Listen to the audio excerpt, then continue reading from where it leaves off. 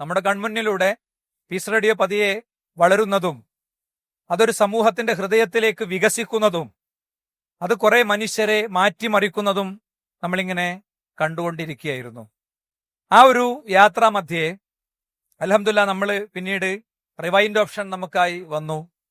Rewind option വന്നപ്പോൾ അത് ശരിക്കും ശ്രോതാക്കളുടെ ഒരു ഇടപെടലായിരുന്നു. രാവിലെ പുലരിവട്ടം ആരിസ്മലിന്റെ പുലരിവട്ടം കഴിഞ്ഞ് പിന്നീട് ആ പുലരിവട്ടം കേൾക്കാൻ കഴിയാത്തൊരു സാഹചര്യം ഉണ്ടായപ്പോഴാണ് ആളുകൾ ആവശ്യപ്പെട്ടത് ഞങ്ങൾക്ക് അതിന്റെ ഓഡിയോകൾ വേണം, വാട്സാപ്പിലേക്ക് വേണം എന്നൊക്കെ.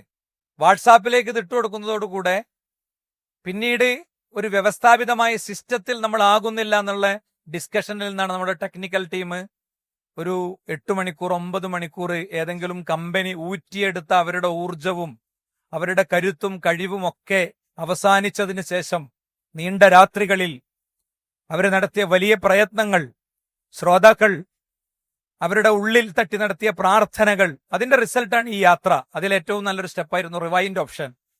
അതും കഴിഞ്ഞ് പിന്നീട് നമ്മൾ വീഡിയോ പ്ലാറ്റ്ഫോമിലേക്ക് വന്നു. നമുക്കായി ഒരു വീഡിയോ സ്റ്റുഡിയോ ലക്ഷങ്ങൾ മുടക്കി നമ്മൾ സാക്ഷാത്കരിച്ചു. പിന്നീട് നമുക്ക് തിരിഞ്ഞു നോക്കേണ്ടി വന്നിട്ടേ ഇല്ല. എക്യുപ്മെന്റുകൾ ഇവിടെ പി എൻ ഉസ്താദ് പറയണ്ടായി. ഞങ്ങൾ കഴിഞ്ഞ ദിവസങ്ങളിൽ ഒരു എക്സിബിഷനിൽ പങ്കെടുത്തു. ഇന്ത്യയിലെ ഒരു പ്രദേശത്ത് നടന്നൊരു എക്സിബിഷനിൽ പങ്കെടുത്തു. അതിൽ ഓരോ ഡിവൈസുകളും, അതിൽ ഓരോ സോഫ്റ്റ്വെയറുകളും, അതിൽ ഓരോ ഉപകരണങ്ങളും കിട്ടിയിരുന്നെങ്കിൽ എന്ന് ആത്മാർത്ഥമായി നമ്മൾ കൊതിക്കുന്ന, അതൊക്കെ നമുക്കായി സ്വന്തമാവുകയാണെങ്കിൽ ഇവിടെ സംഭവിക്കാനിരിക്കുന്നത് ഇസ്ലാമിനെ പ്രതിരോധിക്കുകയും ഇസ്ലാമിനെ തെറ്റായ വ്യാഖ്യാനങ്ങളിലൂടെ തകർത്തു തോൽപ്പിക്കുകയും ചെയ്യുന്നവരോട് അവരുപയോഗിക്കുന്ന ഉപകരണങ്ങളും അവരുപയോഗിക്കുന്ന രീതികളും വെച്ചു തന്നെ അവർക്ക് പ്രതിരോധം തീർക്കണമെന്ന നമ്മുടെ കൂട്ടായ്മയുടെ ഉള്ളിലെ അടങ്ങാത്ത കിനാവുകൾക്ക് വലിയ സാക്ഷാത്കാരമായിരിക്കും അതെന്നുള്ള കാര്യത്തിൽ യാതൊരു സംശയവുമില്ല. ഓൺലൈനിലും ഓഫ്ലൈനിലും ഒക്കെ എന്നെ കാണുന്ന ആളുകളോട് ഞാൻ പറയാണ്, ഇനിയും ഒരുപാട് കാര്യങ്ങൾ നമുക്ക് നേടാനുണ്ട്. അത്യാധുനികമായ സംവിധാനങ്ങളിലൂടെ ഈ യാത്രക്ക് കൂടുതൽ കരുത്തു പകരാൻ ചിലർക്ക് കഴിയ പ്രാർത്ഥനയാണ്, വേറെ ചിലർക്ക് കഴിയ സാമ്പത്തിക പിന്തുണയാണ്. അങ്ങനെ വ്യത്യസ്തമായ പല ഘടകങ്ങൾ കോർത്തു വെക്കുമ്പോഴാണ് ഈ യാത്രക്ക് നമുക്ക് കരുത്തുണ്ടാകുന്നത്.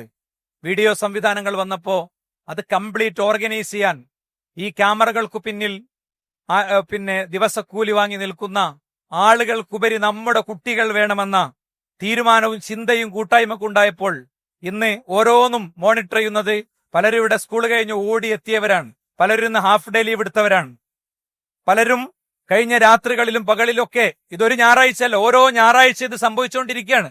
ഇനി ഞായറാഴ്ച എത്തുമ്പോൾ അതിന്റെ ഒരുക്കങ്ങൾ എന്നോ തുടങ്ങിയതാണ്. ക്യാമറകൾക്ക് മുന്നിലും ഫ്ലാഷ് ലൈറ്റുകൾക്ക് മുന്നിലും ഒരിക്കലും വരാത്തവരും വരാൻ നിർബന്ധിച്ചുന്തി തള്ളി കൊണ്ടുവന്നാൽ തന്നെ അതിന് കിട്ടാത്തവരുമാണ് പലപ്പോഴും നമ്മുടെ കുട്ടികളൊക്കെ. ആ രീതിയിൽ നമ്മൾ നമ്മുടെ യാത്ര തുടരുകയാണ്.